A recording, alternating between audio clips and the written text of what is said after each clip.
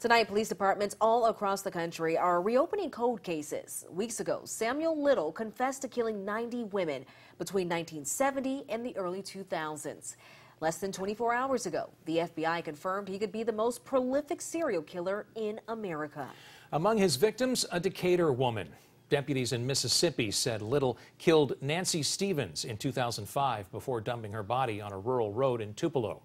He was linked to the crime more than a decade after it happened. With Little's confessions coming more than 30 years after the crime in some cases, we sat down with a local DNA expert about how investigators are able to pin him to the murders. If we had the techniques available in the 70s that we have today, you wouldn't have got that far. You might have had 3 or 4. The noose would be tightening, be closing in on him more and more. The retired director of the Alabama Department of Forensic Science in Huntsville told me he thinks current technology would have stopped Samuel Little if it was around when he started murdering women in the 1970s. Morrison said confirming all of the cases might be hard because evidence might not have been collected. If you can't see the sample, like a blood stain, if you're only looking at touch DNA, they wouldn't have known to take those kind of samples. Morrison worked nearly 30 years in the state forensics lab in Huntsville and told me he watched technology used to help solve crimes develop. Well, it'd be a whole lot easier now than it has been in the past. But you have to, over the period of time, DNA deteriorates. And so it depends on the sample and sample size as whether or not you can get a profile from it.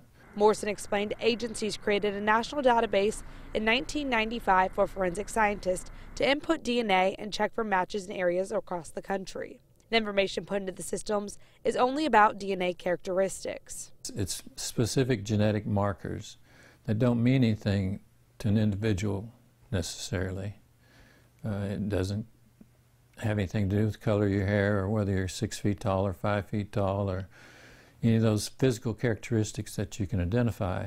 Morrison told me before the database, investigators had no easy way to check if other agencies had cases with the same DNA evidence. And because Little's confessed crimes spread across the country, agencies most likely didn't realize they were related. If you strangle individuals, it's not much of a signature, because there's a lot of people that do that.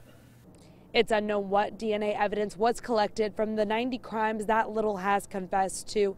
Morrison told us it could take months or even years until all that DNA can be sampled. In Huntsville, Sydney Martin, WADE 31 News. According to the FBI report, Little confessed to 90 murders. Investigators said he remembers them all in great detail, down to the car he was driving at the time. He's even drawn pictures of his victims for investigators. So far, evidence has linked him to 34 killings. Here's a look at the cases still under investigation. The FBI said the Texas Rangers reached out to the Violent Criminal Apprehension Program after a cold case in Texas showed a clear link to Little. FBI agents said it matched his pattern of disposing of bodies. Little spoke to investigators so that he could move to a new prison. WADE 31 combed through local media outlets to find out if any cold cases have been reopened after this report. We found out he was recently linked to 3 unsolved homicides in Tennessee. The 3 women have not been identified. One was killed in Chattanooga, her body dumped in Georgia.